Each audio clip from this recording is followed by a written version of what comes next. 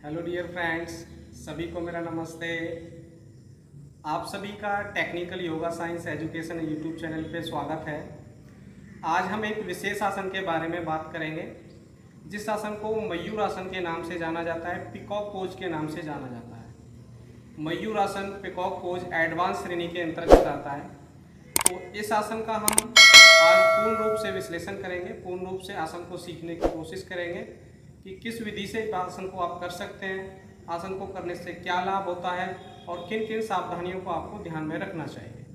तो सबसे पहले हम विधि के बारे में बात करेंगे कि आप किस विधि से मयूर आसन का अभ्यास कर सकते हैं, किस विधि से आप इस आसन को सीख सकते हैं। तो इस तरीके से आप अपने पैरों को फोल्ड कर लीजिए।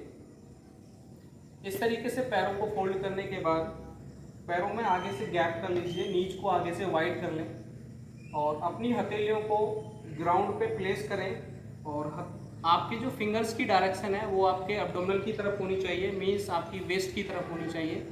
लेगों की तरफ आपके फिंगर्स की डायरेक्शन होनी चाहिए। आपको इनहेल करना है। इनहेल करते हुए अपने पेट को एल्बो के ऊपर एडजस्ट करना है, मीन्स एल्बो को पेट के अंदर एडजस्ट करते हुए इस तरीके से अपने पेट को प्लेस करना है और हेड को ग्राउंड से टच करना है।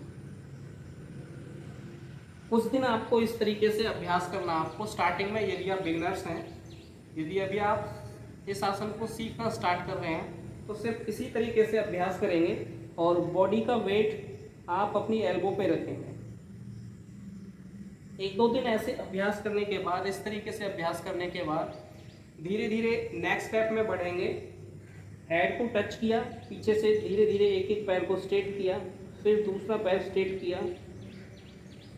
इस तरीके से 3 से 4 दिन आपको मयूर आसन का अभ्यास करना। जब आपकी रिस्ट में, जब आपके हैंड्स में स्ट्रेंथ आ जाएगी, उसके बाद आपको धीरे धीरे आगे बढ़ना है। तो ध्यान रखें, पहले आपको पैरों को सीधा नहीं करना है। 3 से 4 दिन अपनी एल्बो को अब्डोमिनल में एडजस्ट करके हेड और पैरों को ग्राउंड पे रख के 2 से 3 दिन ऐसे आपको अभ्यास करना है। 3 से 4 दिन के बाद पैरों को पीछे की तरफ में स्ट्रेट कर देना है, पैरों को टच करके रखना है ग्राउंड पे और आगे से हेड को टच करके रखना है। तीसरे स्टेप में आपको क्या करना है, या तो आप सामने से हेड को अप करेंगे या पीछे से आप एक एक पैर को अप एंड डाउन करेंगे। इस तरीके से आपको पूर्ण रूप से, पूर्ण विधि से सीखने की कोशिश करनी है। इस तरीके से दोनों पैर सीधे, या तो आप आगे से हेड को अप करें, इस तरीके से पैरों को पीछे से टच करके रखें, या पीछे से एक पैर को अप करें फिर दूसरा पैर अप करें। इस तरीके से अभ्यास करें। तो 3 से 4 दिन आपको इसी तरीके से अभ्यास करना है। जब इन तीनों स्टेपों को आपको करते करते 10 से 15 दिन हो जाएं, उसके बाद एफर्ट करें आप एक साथ पीछे से बोथ लेग्स को अप करने की और आगे से हेड को अप करने की। तो किस तरीके से आपको पूर्ण रूप से करना है इसको, बट आपको स्टेप बाय स्टेप करना, जल्दबाजी नहीं करनी है। यदि जल्दबाजी करेंगे तो किसी तरीके की कोई इंजरी हो सकती है आपको।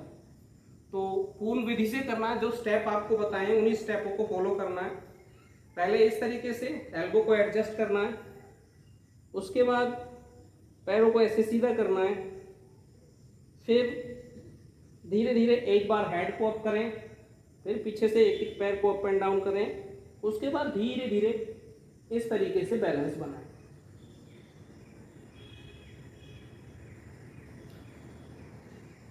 तो इस तरीके से बैलेंस बनाने की आपको कोशिश करनी है। आप चाहें तो हथेलियों की बजाय फिंगर्स पे भी बैलेंस बना सकते हैं, मीन्स अपनी फिंगर्स को इस तरीके से स्टैंड करेंगे। अभी तो आपने हथेलियों को इस तरीके से रखा था, अब आपको क्या करना है, ऐसे फिंगर्स को इस तरीके से एडजस्ट करना है और इनहेल करना है और एल्बो को अब्डोमिनल में एडजस्ट करते हुए पूरी बॉडी को एल्बो पे बैलेंस करना है।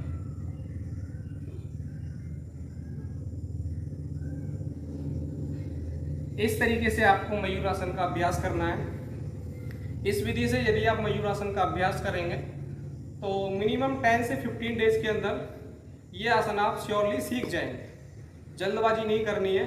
फ्रेश होने के बाद ही आपको इस आसन का अभ्यास करना है, मीन्स खाली पेट आपको इस आसन का अभ्यास करना है। तो इस विधि से आप सीख जाएं। उसके बाद अब हम प्रिय मित्रों, अब हम आसन के लाभों के बारे में बात करते हैं। यदि लगातार आप इस आसन का अभ्यास करते हैं, तो यदि आपको डायबिटीज की शिकायत है, तो आपको जो डायबिटीज की समस्या है वो आपकी ठीक हो जाएगी। कभी भी फ्यूचर में आपको डायबिटीज नहीं होगी। आपको कॉन्स्टिपेशन की प्रॉब्लम है, तो कॉन्स्टिपेशन आपका कंट्रोल हो जाएगा, कॉन्स्टिपेशन आपका ठीक हो जाएगा। आपको जननांगों से संबंधित, ब्रह्मचर्य से संबंधित या सीमन से रिलेटेड किसी भी तरीके की आपको कोई प्रॉब्लम है, तो ये आसन इस तरीके की समस्याओं में भी काफ़ी लाभ पहुंचाता है।